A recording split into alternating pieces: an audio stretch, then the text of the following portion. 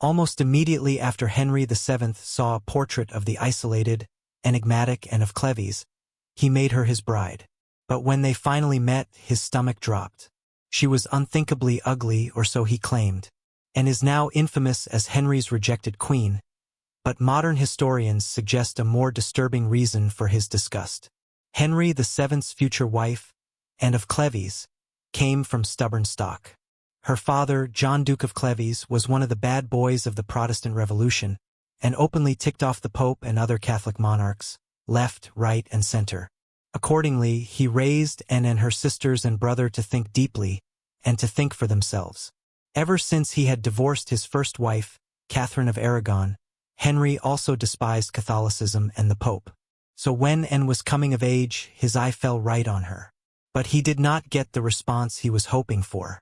Anne was extremely close with her mother, and their woman-heavy household was something of a haven for the young girl. Indeed, when Henry first began courting Anne, the matron of the family tried to prevent the union. We all know that Henry VII was incredibly lecherous during his day, but most people do not understand just how bad it was for poor Anne of Cleves. While the 24-year-old Anne was relatively mature for a royal bride, Henry was still practically double her age. He did not just court Anne as his bride, he also considered her younger sister, Amalia, as his potential wife number 4. Maybe if he had actually chosen Amalia, the disaster that was his fourth marriage never would have happened. In the late 1530s, Henry sent his court painter, Hans Holbein, on a creepy mission. Still deciding between the two sisters, he told him to go paint both Anne and Amalia so he could decide which one he liked best.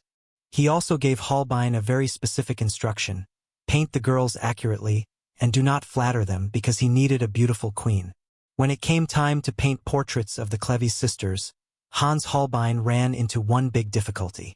Both Anne and Amalia kept their faces covered with veils, as per the modest German customs of the time. The painter had to wheedle his way in, and gain their trust, before Anne and her sister finally revealed their faces and let themselves be painted. After Holbein returned and Henry saw both portraits of the women, he obviously went with and over Amalia, but his motives were very far from romantic. Many historians agree that the choice probably had less to do with looks, and more because, as the elder daughter, Anne had more hereditary rights than her sister. Henry's do not flatter directive to Hans Holbein goes against the common story that the painter deceived the king, and painted a beautified portrait of the actually homely Anne. Even so, as any online data can tell you, you cannot tell everything from a picture, especially not chemistry. And let us just say, when Anne walked into the room, Henry was not pleased. Almost as soon as he met her, he pretty much immediately complained about her looks, and blamed not only Holbein for glowing her up too much, but also his chief minister, Thomas Cromwell, who urged him to marry Anne and kept talking up her beauty. Henry's exact response after actually seeing Anne has gone down in infamy. He apparently grumbled, "She is nothing so fair as she hath been reported of." Yet despite King Henry's horrible reaction, the royal wedding was already in the works. There was no backing out now. Once the unhappy couple finally married, there was still the dreaded wedding night, and although it was a chance for Anne to rise in Henry's estimation, it went horribly. On the morning after the wedding, the king reportedly complained, "I liked her before not well, but now I like her much worse." It was not just about Anne's inexperience in the bedroom. After all, Henry VII liked his wives innocent and pliable. Instead, Henry accused Anne of even worse sins. He claimed that, in addition to how little he was attracted to her, she also had very evil smells about her, that he caught a whiff of at the most inopportune times. After their disappointing meeting and wedding night, Henry was desperate to get rid of Anne, so he came up with an ingenious plot. In 1527, an 11-year-old Anne had been briefly betrothed to another man, Francis of Lorraine. Henry and his counselors, looking for a way to weasel their king out of his ill-fated match, tried to use Anne's childhood pre-contract to Francis as proof that she was not free to marry. Henry held a full-blown trial for his annulment from Anne, and it was an absolute circus. The king wanted to cut off the marriage on the grounds that they had never consummated the union, but at the same time, he did not want anyone to think he was impotent. So he hired a doctor to come in and defend his male desires. According to the medic, His Majesty experienced an entire 2 nocturnal pollutions, that is, wet dreams, even as he slept with and for days without consummating the marriage. That is simply too much information. In the end, Henry got what he wanted yet again, and they officially annulled their short and ugly union on July 9, 1540. After just 6 months, the briefest of his many marital adventures, and was probably relieved to leave the marriage with her head still squarely attached to her shoulders. Yet in reality this was just the start of, and in Henry's sordid history, even as he was married to and of Cleves, Henry committed a cold-hearted betrayal. Certain that, and was not the one, he started immediately looking for his next wife. He quickly honed in on the young Catherine Howard, and married the new girl within a few weeks of his annulment from Anne. In public, and held no hard feelings about Catherine Howard replacing her on the throne, and in the royal marriage bed. For the new year in 1541, and even gifted her ex-husband and his new wife 2 fine horses, and also joined the couple for dancing. Just because Anne was free of Henry does not mean she was free of controversy, and soon a dark rumor started going around the castle. In November 1541, people started whispering that Anne of Cleves had given birth to a secret child.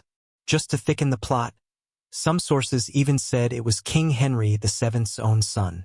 Though the baby scandal was almost definitely a false rumor, the crown still took action. Henry launched an investigation into the whispers, and even detained 2 people for alleging that Anne was Henry's true wife after all, and they had consummated the union. In 1542, Anne found herself in hot water with Henry once more. By then, the king believed Queen Catherine Howard had been unfaithful to him, and the poor girl was awaiting execution for treason, just like Anne Boleyn before her. Not content to suffer through yet another of his breakups on his own, Henry lashed out at Anne of Cleves in a cruel way. Since they were still on friendly terms, mostly thanks to Anne's desire to keep her head, Henry thought he could use Anne whichever way he pleased. The hurting Henry sent Anne a terse letter, ordering his ex-wife to return a royal ring that Catherine Howard had given her as a gift. When Henry finally executed his 5th queen in 1542 for adultery, it was Anne who harbored a dark secret. She may have viewed the execution as less of a tragedy and more of an opportunity. There are more than a few hints that, after Catherine Howard's violent demise, Anne of Cleves held some hope of remarrying Henry, and convincing him she could be just as good a wife as she had been a friend these past years.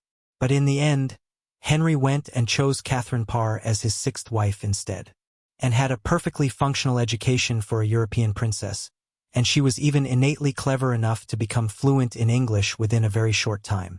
Except there was one huge thing missing. Unfortunately, growing up, her conservative family discouraged Anne from frivolities such as music, singing, and dancing. Henry was a lifelong geek of the arts, so even if Anne could speak to the king in English, the pair probably had very little to actually talk about. Like the cunning woman she truly was, Anne got along with all of Henry's kids. She even sent gifts to the king's heir, the future Edward VI, was close with the future Queen Mary, and also made an impression on the future Elizabeth I, to whom she left part of her jewelry collection when she passed. After all, Anne clearly knew where power flowed from, and it paid off. Anne's later life was the picture of idyllic living in many ways. Leveraging her friendship with Henry's children, she enjoyed good favor in court under his daughter, Queen Mary, and eventually retired to a quiet life away from the city. In the end, Anne's attention to Henry's children did not just provide her with a comfortable old age. They also allowed her to do what she pleased. After Henry died, and was so close to Queen Mary, she likely even attended the young queen's coronation at Westminster Abbey. Henry proved to be a generous ex-husband to Anne of Cleves, even though most of his ex-wives could not say the same. After she agreed to the annulment, Henry hooked Anne up with a severance package that included great manors, estates, and a royal income. Not bad to keep your head and your financial independence. But that was not all. After their divorce, Henry kept the random acts of kindness rolling.